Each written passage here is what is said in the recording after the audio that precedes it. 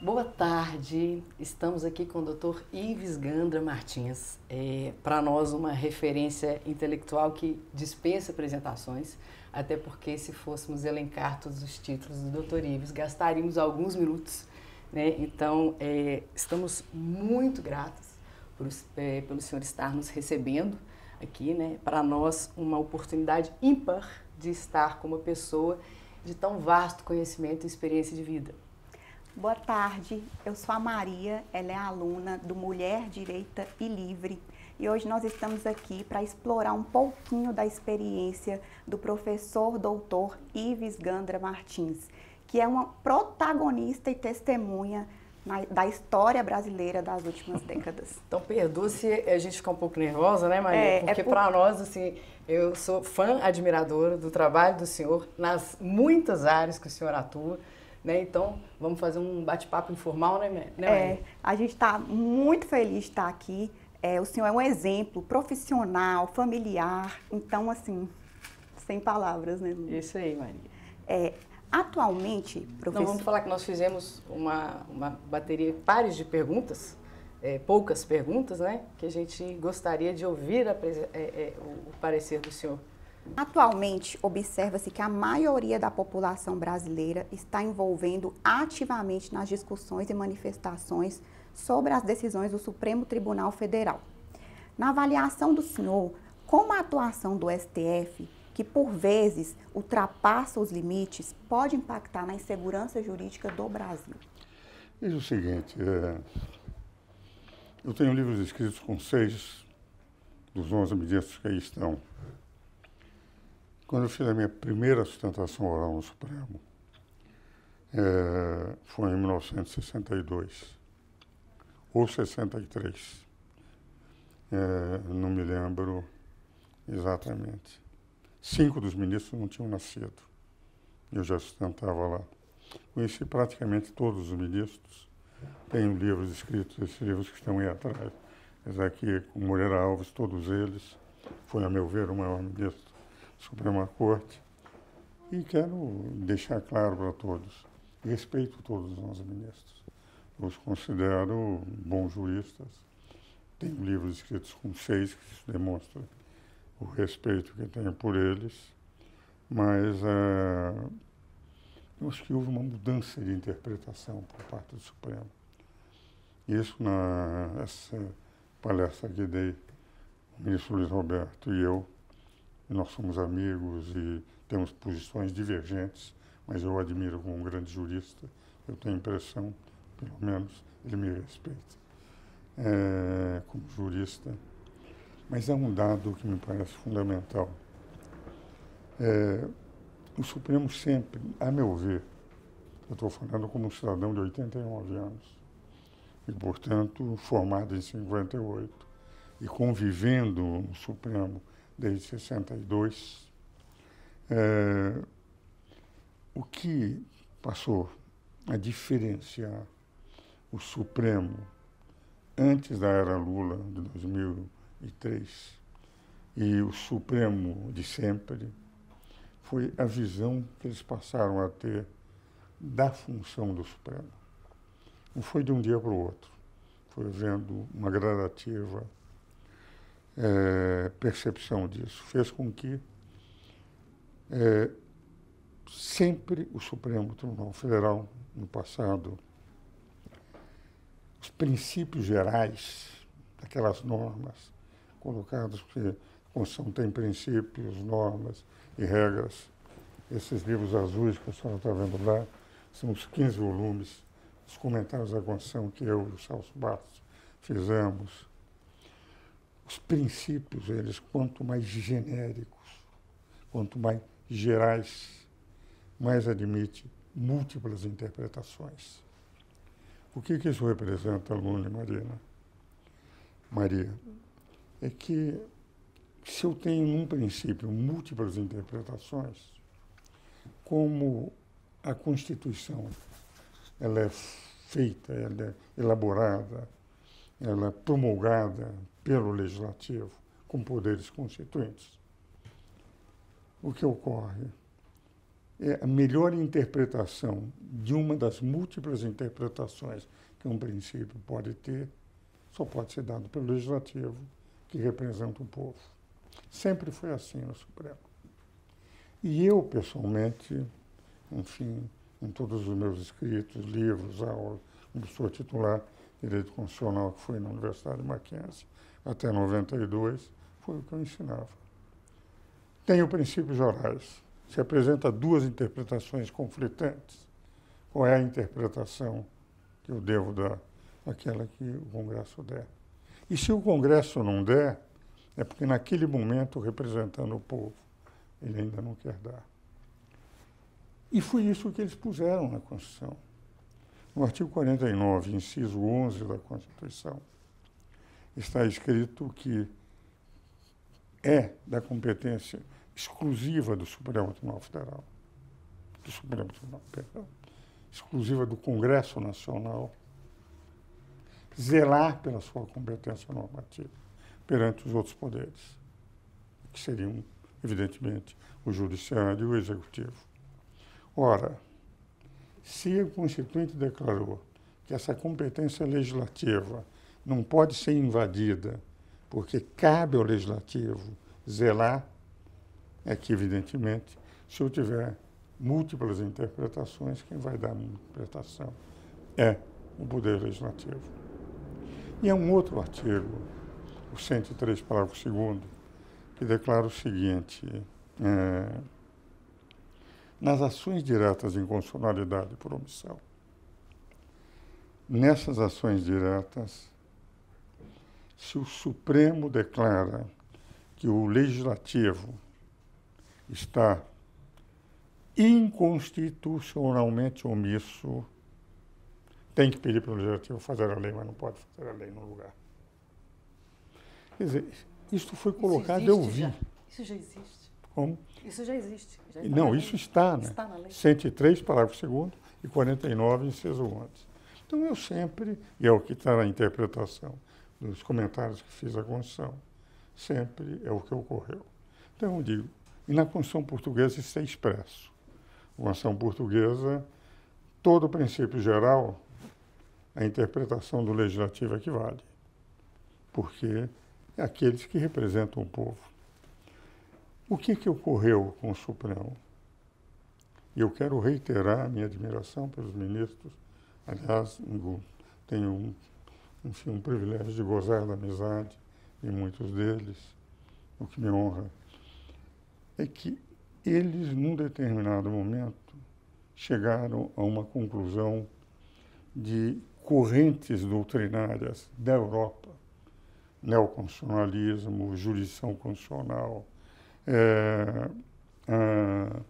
o consequencialismo jurídico, de que nós estamos vivendo uma era do Poder Judiciário e que cabe ao Poder Judiciário equacionar os problemas.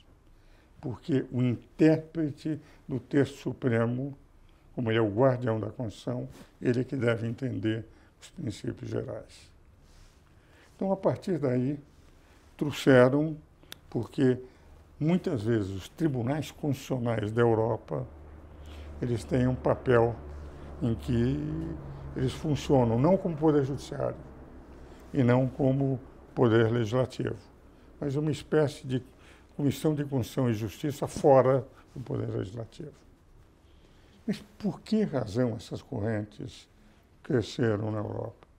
Porque a Europa é fundamentalmente um país com sistemas parlamentaristas de governo. No sistema parlamentar de governo, os poderes não são nitidamente separados. De onde é que sai o Poder Executivo, o chefe de governo? Sai do Legislativo. O Legislativo é que escolhe. É um legislador que lá é colocado. Então, o próprio Poder Executivo, que é o Legislativo, que sai do Legislativo, o chefe de Estado tem um poder menor, não é o chefe de governo. Nos regimes, um monarca, um presidente escolhido pelo Legislativo, eleito pelo fogo, conforme o governo, mas há uma integração dos poderes. Por isso, há tribunais constitucionais lá. E os tribunais constitucionais lá, entende, não são parte do Poder Judiciário. São parte, enfim, de uma espécie de terços-gêneros em que ficam um ponto intermediário. Seria um quarto Agora, poder? como? Um quarto poder? Não é um quarto poder, é um poder para, enfim, agir como um auxiliar da constitucionalidade, para decidir sobre constitucionalidades. Mesmo assim, eles respeitam o legislativo. Vou dar um exemplo. Quando o Supremo legislou sobre o homossexualismo, o que ocorre?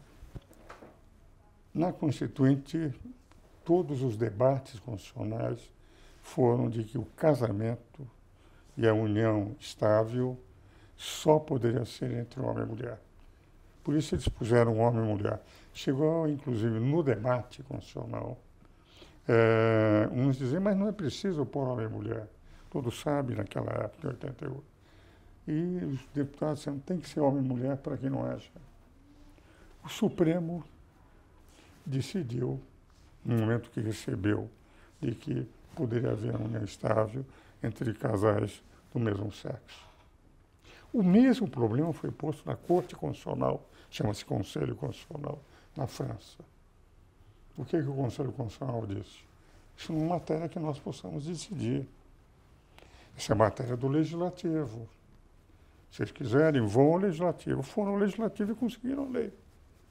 O que vale dizer? Mesmo numa Corte Constitucional Europeia, eles passaram para o Legislativo e foi o Legislativo que decidiu, e decidiu a favor dos casais do mesmo sexo. O que vale dizer, em outras palavras, passou para aqueles que, sendo eleitos pelo povo, representam o que o povo deseja. À vontade do povo. Entende? Agora, o nosso Supremo, num determinado momento, a interpretação que eles põem é uma interpretação que eu discordo, mas tem um fundamento. Eles dizem o seguinte: como nós somos o intérprete da Constituição, se o povo pede ao Supremo, que é aquele que é o intérprete da Constituição, algo que o Legislativo não decidiu, este princípio geral nos permite decidir a respeito. E você, por exemplo, só para ver um conflito, por exemplo, Luna e Maria, aborto. As feministas defendem que é uma questão de dignidade da pessoa humana fazer o aborto, que o corpo é delas. Aqueles que defendem, como eu, que a vida ela nasce desde a concepção, o nascituro tem que ter sua garantia desde a concepção, pelo princípio da dignidade humana do nascimento, digo que a vida tem que ser preservada. O mesmo princípio de dignidade da pessoa humana tem uma dupla acepção conforme o intérprete que faz. Ora, quem é que pode interpretar? Há pelo menos 40 projetos de lei tentando regularizar o aborto no Legislativo. É o Legislativo que tem que decidir qual que vai querer. Não é o Supremo. Sim. Ele tem que dizer, não, eu entendo. Por exemplo, foi no caso do homossexualismo, foi no caso do aborto, o próprio ministro Luiz Alberto Barroso, hoje como presidente, ele entende que deve-se fazer um plebiscito, mas ele decidiu abortos até 3 meses, etc. Entende? O que representa, em última análise, hoje é uma visão diferente do Supremo Tribunal Federal, dos juristas que entendem. Somos o intérprete da Constituição. Então, nós é que podemos dizer, e não o Legislativo, o que a Constituição quis dizer. E o Legislativo, na minha visão, é aquele que pode dizer, porque foram eles que fizeram a Constituição.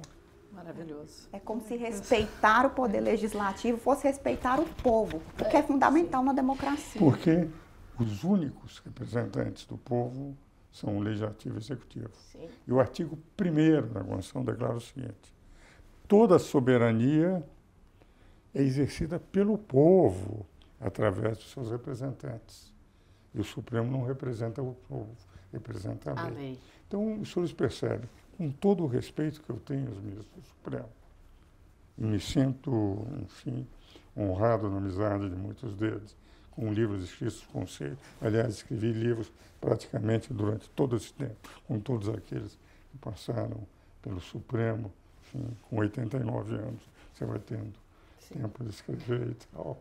A verdade é que hoje nós temos uma concepção, respeito a deles, mas acho que a minha é correta, porque eu vi os trabalhos constituintes, participei de audiências públicas a convite dos constituintes. Comentei com o Celso Bastos em mais de 10 mil páginas a Constituição. Só não continuamos, ele faleceu e, enfim, a propriedade para fazer revisão, pegar parte dele. Então, nós paramos no momento em que ele faleceu. Então, são duas interpretações absolutamente com a diferença, que a minha não vale nada, que é uma mera reflexão acadêmica, e a deles tem toda a força, porque eles têm o poder de serem ministros do Supremo. Aproveitando que o senhor até citou o artigo 49 da Constituição, a próxima pergunta era justamente sobre isso. Uhum. Que atualmente tramita no Congresso a PEC 50, que é conhecida como PEC do equilíbrio entre os poderes. Tem muito a ver com o que o senhor explanou para nós aqui agora. Inclusive, quero fazer uma ressalva, o quanto o senhor sempre se mostrou extremamente respeitoso a todas as instituições, né? O senhor sempre teve uma postura de muito respeito com todas as instituições. Então, tem muita propriedade para falar do assunto. Para nós é muito rico ouvir o senhor sobre isso. O texto dessa PEC do equilíbrio diz o seguinte: altera o artigo 49 da Constituição Federal para estabelecer competência ao Congresso Nacional para sustar, por maioria qualificada dos membros da Câmara dos Deputados e do Senado Federal, decisão do Supremo Tribunal Federal transitada em julgado que extrapole os limites constitucionais. Nós gostaríamos de ouvir a opinião do senhor sobre isso.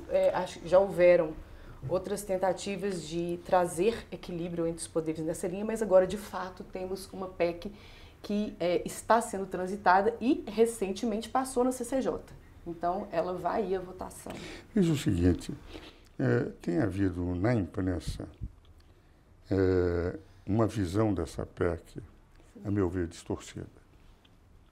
O que essa PEC diz já está no artigo 49, inciso 11 da Constituição.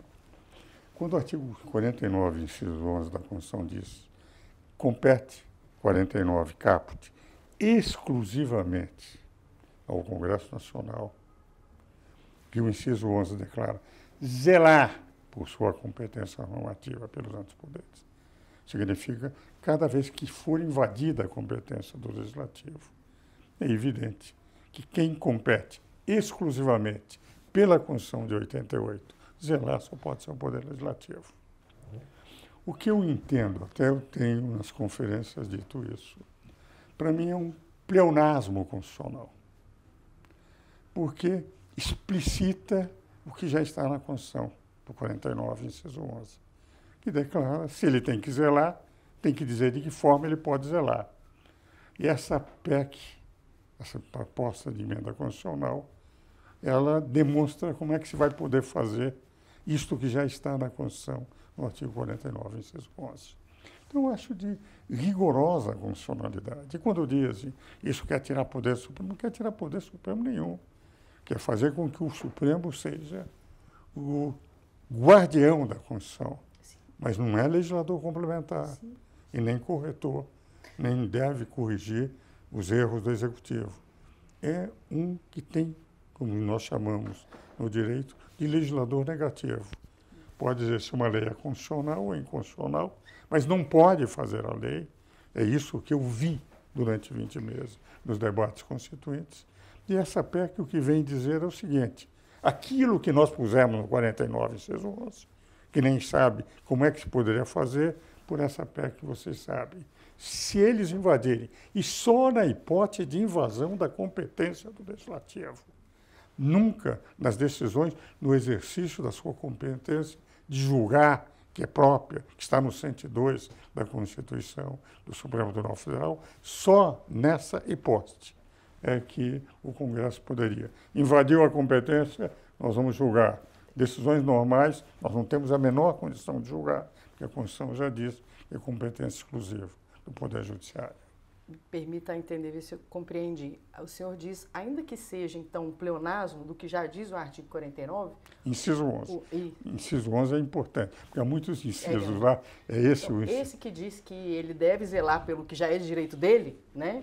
O senhor entende que, mesmo sendo um pleonasmo, como está dizendo como fazer, então o senhor vê como positiva ou desnecessária? É claro que eu acho que é positiva. Porque faz novamente o artigo 2º prevalecer.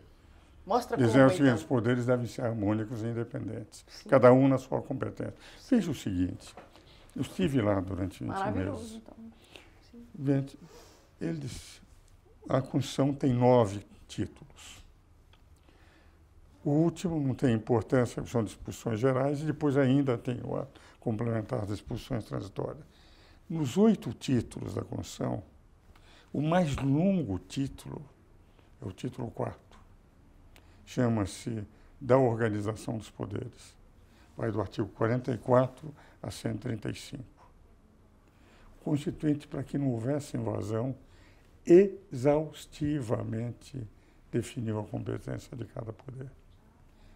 E se agora eles entendem, numa palavra, somos o guardião da Constituição, então os princípios gerais nós podemos interpretar como queremos, fizeram isso no marco temporal, fizeram isso em relação às drogas, fizeram isso em relação aos homossexuais, ao aborto, etc. E, evidentemente, eles estão legislando. E a Constituição declara que não pode. Entende? Então, eu entendo que essa explicitação é boa para o Supremo e é boa para o Legislativo. Ficando dentro daquilo que está na Constituição, não há a menor possibilidade, é função exclusiva do Poder Judiciário. Invadiu a competência, o Constituinte diz que é do Legislativo fazer a lei, não cabe o Supremo fazer. Então, a PEC seria aplicada. Então, eu divido o respeito aos ministros da Suprema Corte, nesse ponto, eu divirjo deles. Muito obrigado. Muito importante para nós. Vamos para a próxima, Maria? Vamos para a próxima. Professor, a gente vive um debate recorrente sobre controle da mídia, fake news, só que existe também, garantido pela Constituição, os direitos fundamentais. Como é que o senhor percebe assim, esse limbo entre o controle das mídias, as chamadas fake news e os direitos fundamentais? Veja o seguinte, os direitos fundamentais, o grande elenco, há muitos outros na Constituição, mas o grande elenco dos direitos fundamentais estão no artigo 5º. São 78 disposições de garantia considerados direitos fundamentais do cidadão. Num deles está a liberdade de expressão. Logo, num dos primeiros incisos do artigo 5º, e diz que quando houver abuso, há o direito de ação por indenizações por danos morais. Então, alguém que abusou, alguém que mentiu, alguém que deturpou, alguém que acusou sem base, o que está na Constituição é o direito da indenização por danos morais. Calúnia. E está expressamente na liberdade de expressão. Então, eu entendo, eu pessoalmente, que a liberdade de expressão ela não poderia ser cerceada, no sentido de que quem pode dizer o que eu posso ou o que não posso dizer é exatamente quem vai dizer previamente e não depois, se houver um abuso, através da única ação que é expressamente colocada na Constituição. Então, pessoalmente, eu acho que o controle das redes sociais, como está pretendendo, sob a alegação de que é a grande produtora de fake news, é um risco. Por quê? Se nós analisarmos, e eu já fui presidente do Conselho Superior da Ação Paulista de Imprensa, fundada pelo Guilherme de Almeida na Revolução de 32, e, portanto, escrevi muito para jornais, ainda em relação às Minas Gerais, quinzenalmente eu escrevo para o jornal O Tempo. Lá, quer dizer, apesar dos 89 anos, ainda mando os meus rabiscos. Honra para nós, mineiros. Mas há um dado. Normalmente, a imprensa tradicional, é uma imprensa que o grande povo não tem acesso. Quer dizer, se eu não gostar de uma notícia, eu posso mandar uma carta aos leitores. Me lembrava, era muito amigo do velho Frias. Nós éramos muito amigos porque enfrentamos a invasão. Eu era o advogado que enfrentei a invasão da Folha de São Paulo na época do presidente Collor. Ele me dizia, ô Ives, eu recebo 200 a 300 cartas por dia, naquela época, eu estou falando de 92, 93. Eu tenho que selecionar as 4, 5 ou 6. Mas quero dizer que, de rigor, todas as cartas me impressionam, porque orientam, eles tinham aquela de sempre de rabo preso ao leitor, para mostrar que queriam ouvir. Mas era o único instrumento que o cidadão comum, que não pertence nem aos jornalistas, nem à direção da empresa clássica, teria. As redes sociais, eles trouxeram benefícios, quer dizer, todo o povo passou a ter voz. E essa voz de todo o povo, é evidente que abriu um campo muito maior de distorções, que muitas vezes também houve na empresa clássica, que se controla a um autocontrole, mas que houve também. Mesmo, por exemplo, quando nós viemos discutir esse problema da PEC, há jornais que não perceberam que é só no momento que invadir a competência do Legislativo. Eles falam como se fosse, qualquer que fosse a decisão do Supremo, eles poderiam atalhar. Não é? Então, eu tenho a impressão, em relação ao fake news, que foi uma forma de dar voz ao povo que não tem acesso à imprensa tradicional. Agora, o caminho está na Constituição. Uma vez detectado, etc., e tem havido, muitos investiam, as ações próprias no sentido de entrar com as indenizações e como foi recepcionado o Código Penal, até por denunciações caluniosas. Agora, há um dado. O que mais poderia haver de perigoso no Brasil para uma democracia, para a liberdade de expressão, é quem estiver no poder dizer o que eu posso e não posso dizer. E isso do governo pretender dizer o que é que nós podemos dizer é um cerceamento monumental. Esse mesmo, o próprio Supremo, quando pediu que um jornalista, não estou me lembrando o nome, que está nos Estados Unidos, fosse extraditado para o Brasil, viu a decisão, como é que é o nome? Alan Santos. O velho não tem, aos 89 anos, né? É o Alzheimer que já está batendo. Mas o que eu queria dizer, mas eu me lembro da decisão. A decisão da Suprema Corte dos Estados Unidos foi: nós não vamos extraditar. Ele está sendo extraditado por cerceamento que se pretende da liberdade de expressão. Opinião. E apesar, crime de opinião. Crime de opinião. Crime de opinião, inclusive citado isso. E apesar de haver um pedido expresso da Suprema Corte, não houve a extradição. Então, o que me parece importante, tem que se combater, evidentemente, e há os caminhos, poderia se fazer até uma instituição, como, por exemplo, o Ernest Gardner, pelas penas de morte, criou nos Estados Unidos na década de 30. Uma instituição para auxiliar quem é atingido a fim de se defender através de ações de indenizações por danos morais, etc. Mas deixar que o poder diga o que se pode efetivamente dizer ou não é realmente, a meu ver, uma forma de atentar contra a democracia. A liberdade de expressão é o grande caminho. Eu fui conselheiro da Ordem dos Advogados na época da redemocratização. E, inclusive, na época, apesar de ter deixado qualquer pela política com a atenção ao número 2, que eu era parlamentarista, sou parlamentarista até hoje, e o que ocorre com a atenção, eles terminaram o único partido parlamentarista que eu presidi em São Paulo, que era o Partido Libertador, do Raul Pila, do Mendes Sá, do Paulo Brossard, etc. E nunca me arrependi de ter deixado a política, porque eu presidia aqui em São Paulo. Mas eu digo o seguinte, naquela época eu tive um pedido de abertura de um IPM, no dia 13 de fevereiro de 69, 2 meses depois do ato institucional número 5, de confisco dos meus bens. Me entenderam o ministro Delfim Neto, de que eu estava defendendo um cliente, que eles entendiam contra o governo e entendiam que os honorários que eu tinha recebido só poderiam ter sido efeito de sonegação do meu cliente. Felizmente, eu só não fui para uma prisão, porque quem tinha que fazer era o ministro da Fazenda, pediu ao ministro da Justiça e quem iniciava os IPMs. O ministro da Justiça tinha sido meu professor na USP, me conhecia. Não fui, provavelmente, um mau aluno na faculdade. E nos dávamos bem, ele sabia perfeitamente da minha linha.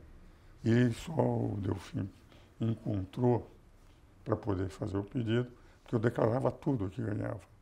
Na época que muita gente não declarava, eu sempre declarei. Meu pai sempre dizia, você tem que declarar tudo desde criança. Eu aprendi isso.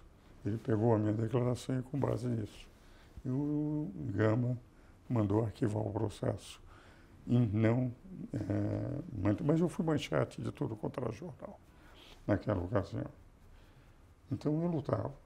Naquele período, nós, na advocacia, os jornais publicavam receitas, poemas de Camões, éramos os pulmões da sociedade, os advogados. Eu fui conselheiro na época da democracia de 79, 84, presidi o Instituto dos Advogados, de 85 a 86, voltei a ser conselheiro em 87, 88. Sempre achei a liberdade de expressão a palavra, a maior arma da democracia. Sempre defendi isso. Na democracia, a grande arma na democracia é a palavra. E é o que eu sempre defendia. Agora, o receio que eu tenho de que haja um poder controlando a liberdade de expressão, dizendo o que é que você pode dizer. Porque hoje nós já temos um poder que diz o que é a democracia. A democracia é o povo que tem que dizer o que é o que está no artigo 1º da Constituição. Então, dentro dessa linha, também tenho restrições a essa possível intervenção. Há os caminhos da Constituição, pode-se criar uma instituição nesse sentido para aqueles que não têm recursos, etc. Mas, de verdade, se nós eliminarmos essa liberdade ampla de expressão, a democracia corre risco no país. Haja vista, assim, nos Estados Unidos, o free speech é sagrado, né? E nas democracias mais estabelecidas que nós, a gente assiste a isso também. Até não está no script, mas como o senhor citou do parlamentarismo, acho que seria muito rico. Eu queria perguntar para o senhor considera o parlamentarismo um regime um pouco mais adequado para uma democracia saudável? Mas eu não tenho a menor dúvida. Eu queria ouvir isso. Olha, eu não sabia dessa passagem pelo Partido Parlamentarista que o senhor do falou. Partido Libertador, presidente nacional é o Pila, senador Mendes Sara, nosso vice.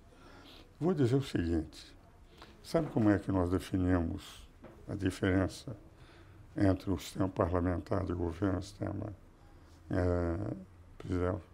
O sistema parlamentar de governo é o sistema da responsabilidade a prazo incerto. O sistema presidencial é da irresponsabilidade a prazo certo. Aí você tem essa. Eu elejo um irresponsável para chefe de governo, se ele começar a dirigir mal, cai. O risco, né? Não consegue ir. Porque todo grupo que eu apoio, que é no Legislativo, vai cair com ele. Então, prefere alterar. E é um dado interessante. Você tem uma redução monumental de partidos pela própria necessidade. Por exemplo, Maria, você está num sistema parlamentar, eu a indico como deputada para chefe de governo, para primeiro-ministro. Eu estou presidindo um partido, ou 2 partidos dão apoio, ou 3 partidos. Se nós não garantirmos a você um primeiro-ministro, nós vamos ter o quê? Nós vamos ter a sua queda. Resultado, essa captura de orçamento daquelas, todos o que acontece no presidencialismo não existe no parlamentarismo. Eu mando uma proposta orçamentária para o Congresso aprovar, não há cada deputado, olha, se eu votar, vocês me tiram. Eles têm que estar todos juntos, porque senão caem. E o grupo de 1, 2, 3, 5 partidos que estão na oposição vão assumir. No presidencialismo não é o que acontece. Porque o presidente manda uma proposta orçamentária e todo mundo negocia. Eu preciso para o meu reduto isto, aquilo. Então, uma captura do orçamento em que o povo perde, porque quem vai pagar essa captura do orçamento? E como não há uma responsabilidade no executivo, entende? Não sei, aquele partido que é do próprio presidente, etc., o que nós vemos é aquilo que se orçamento secreto, o que você vai, quanto é que se tem que destinar, quanto é que tem que ser para fundo eleitoral, etc. O parlamentarismo não existe. Vou dar um dado que talvez seja o mais importante. Há um professor de Yale, não sei se ainda está vivo, mas no fim da década passada, no século passado, era um professor de Yale, chamado Elijah Hart. Ele publicou um livro, eu cito muito esse livro, intitulado Democracy. Esse livro, infelizmente, não há tradução para o português. Nele, ele examina as 20 maiores democracias do mundo, a partir de 18 critérios. Dessas 20 maiores democracias, 19 são parlamentaristas, só os Estados Unidos presidencialistas. Diz alguma coisa. Agora eu pergunto o seguinte. Por isso que eu quis aproveitar para digo mais o seguinte. Onde surge o parlamentarismo no mundo? Na Inglaterra. Em 1688, quando a dinastia de Orange se derrotam e admite que o rei vai ser um chefe de Estado e não um chefe de governo. Onde surge o presidencialismo no mundo? Nos Estados Unidos. A Revolução em 1776. Ganham em 1787, fazem a Revolução. E no momento em que fazem a Revolução, quer dizer, fazem a Constituição, a Revolução foi em 76, eles elegem o presidente e tem uma constituição presidencialista. Toda a origem americana é inglesa. Pergunto a vocês, Maria e Luna, quantos partidos realmente existem na Inglaterra? Na Inglaterra? O conservador e o trabalhista. Dois. Só dois. São eles que dividem o poder sempre. E a monarquia? Quantos partidos existem nos Estados Unidos? Dois. Mesma herança inglesa, o único país presidencialista que eles encontraram estável tem uma herança em que eles têm dois partidos, como acontece nos sistemas parlamentares, que são sempre poucos partidos que formam um grupo ou um outro para sustentar o primeiro-ministro. Por que razão quase todos os países do mundo que dão certo são parlamentaristas? A própria Índia, quando nós vemos a Índia, que matou primeiros-ministros, etc., entendeu? Herdou da Inglaterra e mantém. Agora, o presidencialismo, vou dizer o seguinte, no Brasil deu certo. Nós tivemos golpe de Estado. Primeiro, o golpe que introduziu, porque nós tínhamos o parlamentarismo, que ainda é o mais antigo regime de duração no país. De 1847 a 1889, o que representa 42 anos, eles tiveram uma estabilidade total. E o próprio Deodoro, quando proclamou a República, ele pensou que estava derrubando o gabinete Ouro Preto. Só no dia seguinte ele veio a saber. Entende? Tanto que ele, quando foi para assumir a presidência, ele ia com todas as honras do imperador, e o Campos Salles, que ia ser ministro da Justiça dele, disse o seguinte: presidente, como é que o senhor entra com as condições do imperador se o senhor derrubou o imperador? Na antessala, ele tirou. Agora, de 89 a 30, portanto, 31 anos, quer dizer, 41 anos, nós tivemos o quê? Um governo, que era São Paulo e Minas, que mandavam, e houve um golpe de Estado. Não ultrapassou os 42 anos. De 40 a 35, de 30 a 45, uma ditadura. De 46 a 64, um regime democrático. De 64 a 85, um regime de exceção. Então, e ainda nós estamos, de 88 até agora, com menos do que 42 anos do tempo parlamentarista monárquico. Então, o parlamentarismo funciona na República, a grande parte dos países europeus são parlamentaristas e são República, Alemanha, Portugal, entende? O que representa, do ponto de vista governamental. E o presidencialismo deu certo na América Latina. Houve golpe de Estado no Brasil, houve golpe de Estado na Argentina, houve golpe de Estado no Uruguai, houve golpe de Estado no Paraguai, houve golpe de Estado no Chile, houve golpe de Estado no Peru, houve golpe de Estado na Bolívia, todos tiveram. A estabilidade que o parlamentarismo dá, que vemos na Europa, nós vemos que não funciona no Brasil. Na América Latina, pelo menos. Houve um plebiscito na década de 90, eu não me recordo exatamente, que eu sou um pouco mais jovem que o senhor e já não aprendi a ter uma memória tão boa quanto o senhor. Mas houve um plebiscito de parlamentares. Mas a senhora, para mim, é uma menina. Eu, com 89 anos, quando vejo toda essa equipe aqui, eu vejo uma equipe de meninos. Queira eu aprender a ter a memória, a cabeça brilhante, a mente brilhante. Pelo amor de Deus, que é isso. Mas me recordo que houve um plebiscito. Houve em 93. Menina, houve um plebiscito e, infelizmente, não seguiu, mas né? Houve um erro. Veja que quando foi promulgada a Constituição, quando foi convocada a Constituição, nós íamos ter uma Constituição parlamentarista. Só para ter noção, uma vez o Ulisses foi assistir uma palestra minha sobre parlamentarista, o presidente da Constituinte. E o Bernardo Cabral era parlamentarista, o relator da Constituinte. Isso foi aprovado até a Comissão da Sistematização. Quando foi para o plenário, o Roberto Cardoso Alves, que também era bom amigo, inclusive me pediu para auxiliar no projeto de reforma tributária, no projeto que eu mantive aquilo que nós já tínhamos trabalhado na Comissão do Sistema Tributário, ele derrubou o parlamentarismo para ser, no plenário, presidencialismo. E o acordo que eles fizeram, porque ele tinha mais votos que o Ulisses, foi de que haveria um plebiscito para saber se teríamos parlamentarismo ou não.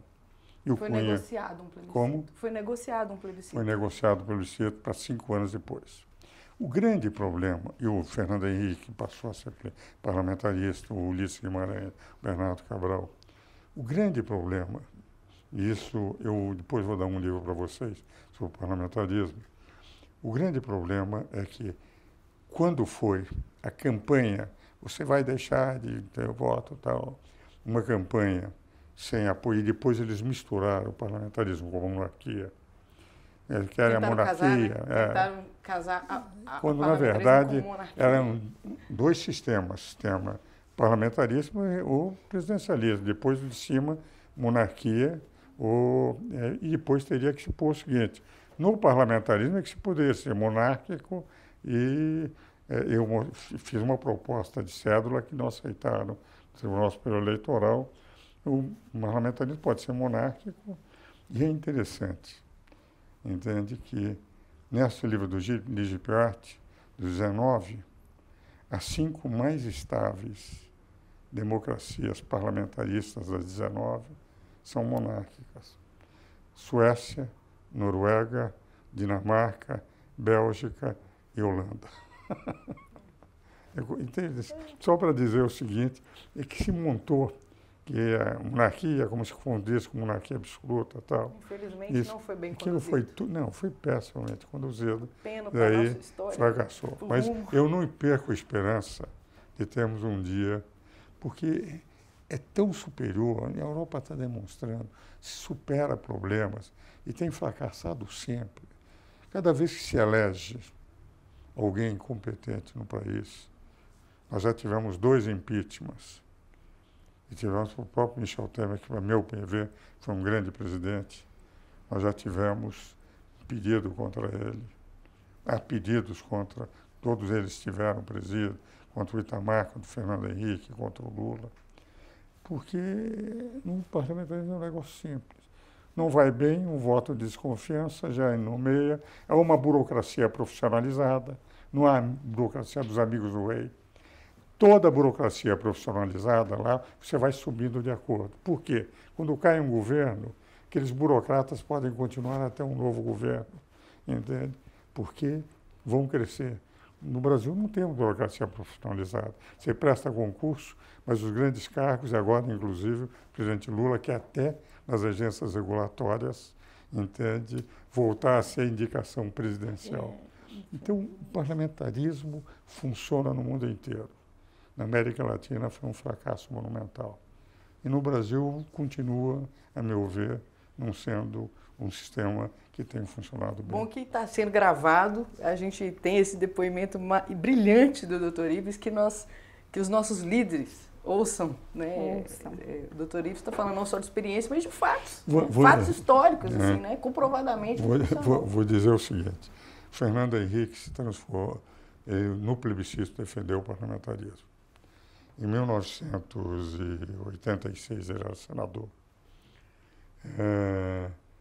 Havia os programas do Ferreira Neto, eu fazia muitos programas do Ferreira Neto. Nós fizemos um programa inteirinho do Ferreira Neto, ele como senador e eu como, enfim, professor de direito, ele defendendo o presidencialismo e eu o parlamentarismo. Entende? O que aconteceu? O dado interessante é que ele defendeu e tal, pois foi um bom presidente, mas na Constituinte ele defendeu o parlamentarismo, com Ulisses Guimarães, que eram do mesmo partido. Temos mais duas perguntinhas, né, Maria? Uhum. A próxima, a gente gostaria de falar um pouco de política e religião. O senhor tem muita propriedade no tema para poder trazer para nós. E o senhor que foi um dos primeiros membros do Brasil a ingressar no Opus Dei da Igreja Católica, que para nós, os católicos, conhecem, é uma referência. Somos supernumerados. Maravilhoso. E é um tema sobre, queremos falar sobre o Estado laico. Desvalorização da família, legalização das drogas, legalização do aborto. Volta e meia, o Congresso esbarra em questões que vão de encontro a valores cristãos, como o senhor citou aqui anteriormente. Nossa Constituição determina que a República do Brasil se denomina laica, sem religião confessionada. Mas, historicamente, é sabido que é impraticável separar as crenças de um povo daquilo que os governa. Sabendo que o Brasil tem em sua enorme maioria, entre evangélicos e católicos, uma população cristã, qual a opinião do senhor quando o Estado desrespeita diretamente fortes valores cristãos? Veja o seguinte, a palavra laica não existe na Constituição. E só há um artigo na Constituição, só um, que declara que o poder público não pode investir dinheiro nas instituições religiosas. Sim. Mas diz que se as instituições religiosas, que é o artigo 19, estiverem fazendo trabalhos sociais, aí pode. O que vale dizer, o Constituinte não pôs a palavra laico e declarou que as instituições religiosas têm um tratamento e são independentes das instituições estatais. Agora, há diversas disposições na Constituição para garantir a religião. Eu defendo a tese, nós não temos o direito tributário, direito penal, direito civil, que existe um direito religioso na Constituição, que são os dispositivos que garantem a plenitude da fé. Por exemplo, no próprio artigo 5º, quando diz na liberdade de consciência, quando diz que nos vicariatos militares há necessidade de um sacerdote, quando declara que as instituições religiosas, usa a expressão templo, agora foi mudado, elas têm imunidade de tributos e da Previdência Social, pelo parágrafo 7º. Quando declara no 210, parágrafo 1º, que o ensino religioso é obrigatório desde cada religião nas instituições religiosas. É obrigatório. E isso nós defendemos. Quando eu era presidente da JUCASP, da União dos Juristas Católicos de São Paulo, Nós fomos ao Supremo porque queriam dizer que aquele artigo era para dizer o seguinte, que é um fenômeno histórico a existência de religião, então os professores de história teriam que ensinar que houve a religião através de cruzadas, etc. E nós derrubamos isso no Supremo, e cada religião, o governo, se pretenderem ter, tem o direito de a religião, a igreja, pagando o seu professor, de ter, para aqueles que quiserem professar aquela fé, um professor, 210 parágrafo primeiro. E ganhamos na Suprema Corte. As instituições confessionais têm o mesmo tratamento das instituições filantrópicas, que são aquelas que podem receber, no artigo 213, recursos. Então, o serviço militar obrigatório, conforme a religião do cidadão, se não permitir jamais participação em militar, de guerras, etc., ele pode ter um serviço alternativo garantido pela Constituição. Ora, a palavra laico não existe. Todos esses dispositivos estão na Constituição, o que demonstra é um respeito absoluto ao direito da crença.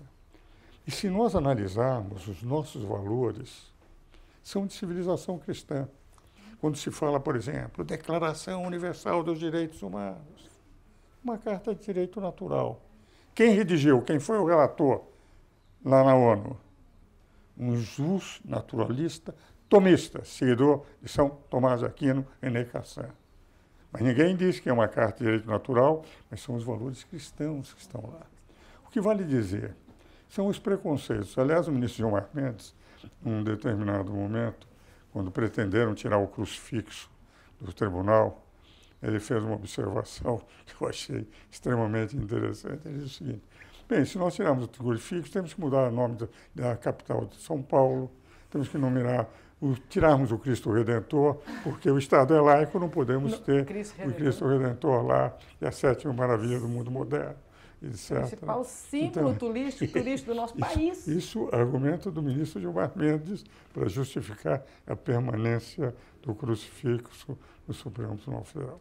Então, o Estado laico, a palavra não existe, e são os preconceituosos, aqueles que se incomodam que outros tenham valores, para aqueles que não têm valores, e que, evidente, acham que a liberdade é fazer o que bem entende, e que todos aqueles que têm valores e que respeitam esses valores podem atrapalhar até a sua própria consciência. Porque eu tenho muitas vezes a impressão que muitos se sentem desconfortáveis e gostariam de ter um apoio no desconforto das posições que tiveram. Eu entendo. Agora, como o cristianismo existe, Nossa Senhora dizia a São Lucas, no primeiro século, todas as gerações me homenagearão. É a mulher mais homenageada na história do mundo. Por outro lado, o que nós vimos é que um cidadão judaico que foi crucificado, única religião que teve o seu Criador ressuscitado. Não há nenhum caso de ressurreição de nenhum dos criadores de religião no mundo, como nós tivemos com Cristo. E visto por multidões. E que tem um bando de covardes que não teve coragem de acompanhar, e aquele fundou a igreja, São Pedro negando de uma forma vil. E dias depois, corajoso, defendendo, dando a vida, porque viu a ressurreição de Cristo. E essa religião. Platão criou a academia, durou 1000 anos. Aristóteles, o Liceu, durou 1000 anos. Todos com grandes filósofos, os pré-socráticos, os grandes filósofos, os posteriores, todos os pós-socráticos. Enfim, aparecem e tal. Os seguidores não eram nem de Sócrates, Platão, nem de Platão, Aristóteles. Os seguidores eram praticamente analfabetos, pescadores, gente simples. Mateus talvez fosse o mais competente. Entende? e esses mantiveram até hoje. E a literatura que existe sobre isso é que, no momento em que se vai se aprofundando, vai se perdendo o caminho da fé. Esse é o caminho da história que eu lhe contei da religião. Vai se percebendo de que existem verdades que a gente só vai descobrindo com oração, com a percepção daquilo que os passados foram apresentando. E, apesar de tudo que houve de perseguição, e continua havendo no mundo inteiro, aí está a religião. Robespierre condenou tudo. Na Revolução Espanhola, mataram entre consagrados, sacerdotes, 6.000 sacerdotes e freiras. E Hitler, a Rússia, Stalin, o que representa é que há dentro do coração de cada ser humano, todos nós somos condenados à morte desde que nascemos. Sabemos que estamos aqui de passagem. Há no coração humano alguma coisa que exige que nós tenhamos alguma coisa de superior. Não ficar naquilo em que são valores temporais, mas que acabam com altos e baixos.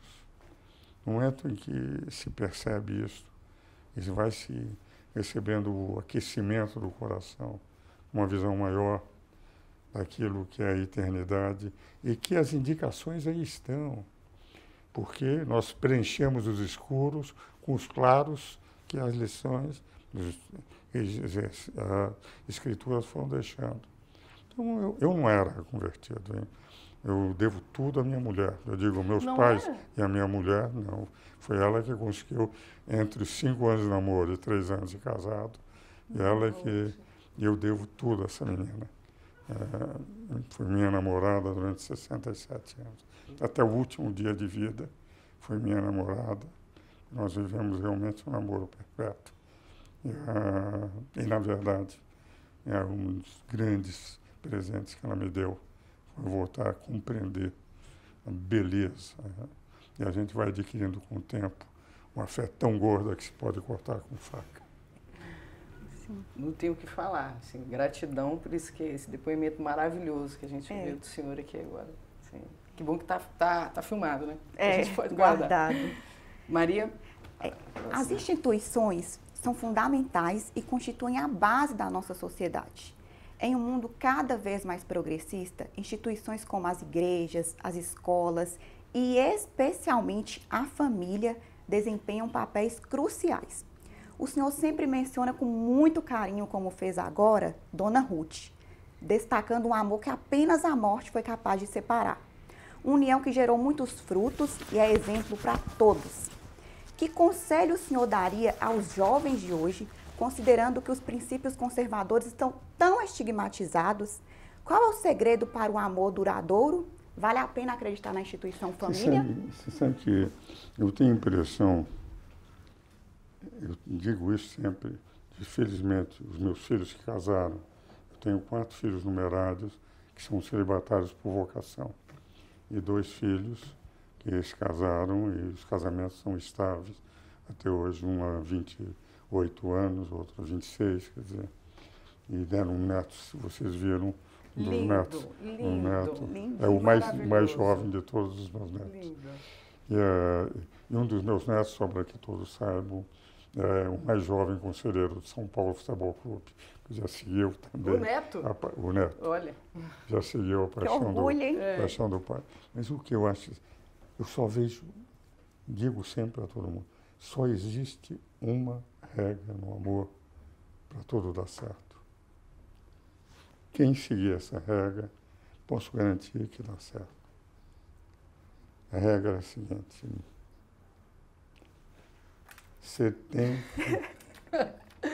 você tem que desejar, quando gostar de alguém, não a sua felicidade, mas fazer a felicidade do outro. A sua felicidade tem que ser em segundo lugar. Você gosta? Fazer tudo para que a pessoa que eu gosto seja feliz. Se os dois pensarem assim, não há como dar errado. Se um só pensar, dá certo o casamento, com altos e baixos. E se ninguém pensar, o casamento não dá certo. Se cada um quiser ser feliz e não fazer a felicidade do outro, mais cedo ou mais tarde, o egoísmo, porque são sempre dois temperamentos diferentes que se unem. No meu caso, eu comecei a namorar a Ruth com 18 anos. Graças, se eu contar para vocês, vocês não vão acreditar. Quando eu estudei na França, perfumaria. Tinha 18 anos sozinho. Cheguei, fui para o cursinho para preparar para entrar na faculdade. E quando fui me preparar, mal entrei, um professor, que tinha sido meu professor no Colégio Bandeirantes, eu entrei e disse, meninas, eram poucas, e poucas faziam direito. Estou falando em 53. Tenham cuidado com esse rapaz que veio da França. E eu fiz uma observação, eu disse, mas que é isso, professor? E a Ruth estava sentada na primeira fileira assim que eu cheguei. Ela estava vestida de branco, me lembro até hoje. Bateu meus olhos, disse, que menina que eu gostaria de namorar. Daí ela disse para a amiga, que cidadão pernóstico. Menino incapaz, nunca namoraria um cidadão assim, uma pessoa assim. Bem, no cursinho, era um cursinho pequeno com poucas mulheres, cada vez que eu via a Ruth falando com uma amiga, o que ocorria? A Ruth fugia, eu chegava para falar com a amiga do cursinho, a Ruth se despedia da amiga. Fiquei 2 meses sem conversar com ela. Daí, eu ganhei um prêmio sobre a história da cidade de São Paulo, quarto centenário da cidade de São Paulo. Tinha concorrido pelo Bandeirantes em 52, fui para a França, fiquei quase 1 ano lá. Quando voltei, deram o resultado no dia 14 de dezembro de 1953. E quem entregou o prêmio foi o Guilherme de Almeida. Então, o Guilherme de Almeida, quando entregou, eu disse, doutor Guilherme, eu faço poesia, eu podia mostrar minhas poesias aos senhores, vá ao meu escritório amanhã. E no dia seguinte eu estava com as minhas poesias para levar para o Guilherme. Daí ele gostou das poesias, formamos, até naquele livro, Código da Vida, do Saulo Ramos, ele cita esse nosso grupo que eu participava, que o Guilherme me pôs no grupo dele e tal. E ele me cita, inclusive, também, o Paulo Bonfim. E daí o Guilherme disse, agora, doutor Guilherme, o senhor é ponto de vestibular. O senhor podia trazer 3, 4, 5 colegas meus para conhecer, para eles seriam a glória. Se traga amanhã, no dia seguinte, 16 de dezembro. Eu, no fim do cursinho, convidei a principal amiga da Ruth, e disse, olha, se você quiser, pode convidar a Ruth. Ela convidou a Ruth, quis conhecer, e da Rua São Bento até a Barão de Itapetininga, foi a primeira vez que eu consegui conversar com ela, 16 de dezembro. Quebrou o gelo. Daí o Guilherme fez elogio a mim e tal. Marcamos uma Bienal dia 20, no dia 24, às 3 horas da tarde, na Rua Xavier Toledo, havia uma leiteria paulista, às vésperas de Natal. Daí eu disse que eu gostaria de namorar com ela. Ela aceitou. Eu a levei para casa, pensei que ia entrar. Eu disse, ô Ives, como é a missa de galo na época era meia-noite. Eu e a minha tia rezamos 1000 Ave Marias até chegar na missa de galo. Eu achei aquilo uma beleza, mas nunca ia à missa. Na França fui uma vez à missa, porque eu estava na casa de um amigo que ia. Nunca fui. Daí eu achei muito bonito, começamos a namorar. Durante 5 anos ela tentava me levar. Quando casamos, eu a levava para a igreja, depois ia buscar. Entende? E assisti a missa quando ela ficou grávida. No 2º mês ela já estava grávida do Ives, então eu ficava com ela, Rosa. Daí quando nasceu a minha filha, foi aí que disse, se eu quero que a minha filha seja igual à minha mulher, eu tenho que dar o exemplo. Nasceu a Angela. E a partir daí eu pedi para ela ir me dando os rudimentos, etc. Enfim, assim foi o... De amor e de fé, né? De amor, uma linda história de amor e de fé. E vivemos a vida inteira assim. E todos os meus livros de poesia eu vou dar para cada um de vocês. O último livro que eu fiz para ela são 170 sonetos que eu fiz para ela, depois que ela morreu. Eu uso ainda a aliança de casado. No meu escapulário, eu uso a aliança dela. Tem uma oração que o senhor faz linda? Eu vou dar para vocês também. Uma oração linda Eu tenho que ela. faz para a dona Ruth. Eu vou dar para linda. cada um de vocês uma oração que eu fiz no dia que ela faleceu. Porque foi uma santa na minha vida. E tem feito milagres. Já houve uma cura de câncer em 4 dias, de olho, e de uma acuidade visual. Um outro caso em que ela foi para o retiro rezando e depois não precisou mais fazer a operação. Quando voltou o filho pequeno, foi perdendo a acuidade, daí quando voltou já tinha operado todo mundo. Eu vou dar para cada um. Era uma santa, entende? E eu tenho certeza, não por merecimento meu, que eu não tenho nenhum, o que eu fui antes de eu ser convertido, porque eu tenho muita coisa. Depois ela me pôs na linha, mas o dado é o seguinte, eu estou convencido que eu vou vê-la. Porque eu parto do seguinte, se Deus não queria que na Terra um casal se separasse, você acha que ele vai separar lá no céu? Então, minha esperança é que a santidade dela me leve para o lado dela, não é? Sem dúvida. Para a gente fechar, doutor Ives, vamos fazer 5 perguntinhas assim, só com uma resposta, sabe? Assim, pontual. Uma Bate-bola. Bate-bola. Bate-bola. Aí o senhor responde assim, ou com uma palavra ou uma frase. Né? Então, para a gente fechar, um livro que o senhor recomendaria hoje para os jovens. O livro que me foi útil na vida chama-se Caminho, de São José Maria Escrivá, que tem uma série de pensamentos, e esses pensamentos, enfim, terminaram sendo muito úteis para a minha vida. Legal. Um político, não necessariamente do cenário nacional. Como? Um político, não necessariamente do cenário nacional. Veja,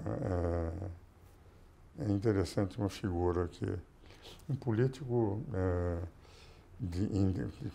eu acho que a maior figura que nós tivemos no século passado de política foi Churchill. Churchill. Winston Churchill. Mas eu ainda falei com você, vamos falar internacional, acho que ele vai citar o Churchill. Ele conseguiu se opor no momento, porque eu gostava muito do De Gaulle. Quando eu estudei na França em 53, o De Gaulle já previa o que iria acontecer sobre a China. Eu vi os artigos dele, jornais, e não tinha na época tanto prestígio. Ele voltou a ter prestígio em 58. Mas eu acho que a figura dele, no momento em que o nazismo estava em maior expansão no mundo, e tinha essa impressão de que eles iam arrebatar o mundo inteiro, os próprios navios ingleses, todos os comboios sendo fundados, e o Chamberlain tendo fracassado com o Tratado de Munique, eu acho que foi a grande figura. Uma característica fundamental para a democracia. Para a democracia, como eu sempre considerei que a palavra era o maior instrumento, a maior arma da democracia, a palavra fundamental, a liberdade de expressão. Liberdade de expressão. Sim. Um poeta. Como? Um poeta. O poeta que eu mais gostaria. Um poeta ou um poema? Eu sou ainda extremamente clássico, não é? Eu sou catedrático na Universidade Portuguesa, da Universidade do Minho, descendência portuguesa, pertenço à Academia Internacional de Cultura Portuguesa em Lisboa. Então, de todos os poetas, teria que ser um português. E eu acho que a figura do Camões é a maior figura. Eu acho, por exemplo, Homero, ele teve na Ilíada, na Odisseia, um universo pequeno. Na Ilíada é só Troia, na Odisseia é o Mediterrâneo. Se pegarmos Virgílio, melhor lá de Roma, também é um universo pequeno, Mediterrâneo. Camões foi o homem da universalidade portuguesa, da grande saga portuguesa. O homem que no Lusíadas cantou toda a operação de Vasco da Gama. Quer dizer, a universalidade de Camões foi, inclusive, pela própria universalidade do globo, que ele contava da gente portuguesa. Então, para mim, o maior poeta que nós temos na nossa língua, eu admiro muito, é Camões. para fecharmos, um músico ou uma música, de sua preferência? Um músico ou uma música? Eu gosto de música clássica, enfim.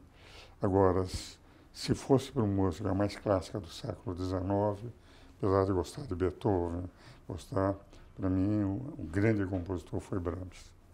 Entende? As 4 sinfonias, 2 concertos para piano e orquestra, concerto para violino, entende?